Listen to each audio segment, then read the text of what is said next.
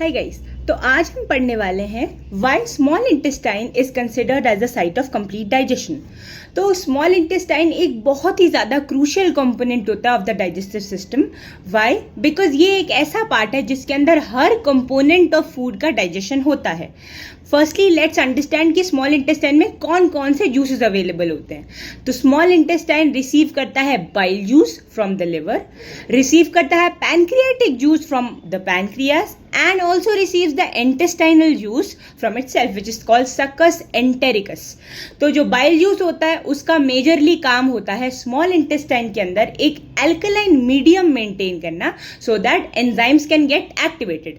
Because जब small intestine के अंदर खाना आ रहा है तो जो खाना है वो एसिडिक है because it is coming from the stomach where HCl was present। So it is important to neutralize that acidity and create sort of an alkaline medium for the enzymes to be able to act upon the food।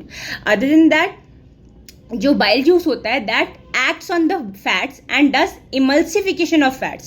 emulsification का मतलब है breaking down fat molecules into smaller fragments so that they can be easily acted upon by enzymes।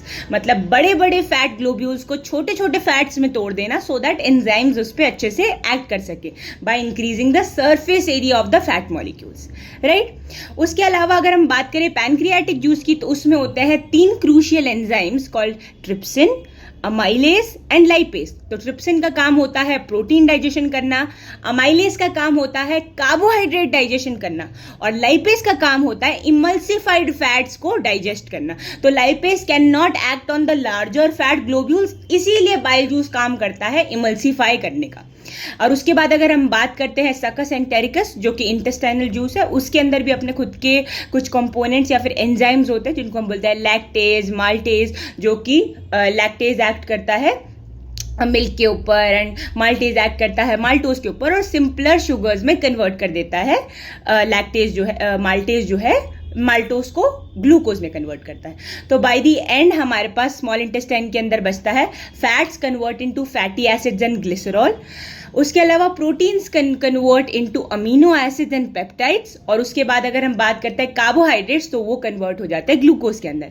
In addition to that small intestine के पास होती है microvilli और Willie जो कि हेल्प करती है in the absorption of food and also increases the surface area for absorption क्योंकि वो फिंगर लाइक प्रोजेक्शंस होते हैं।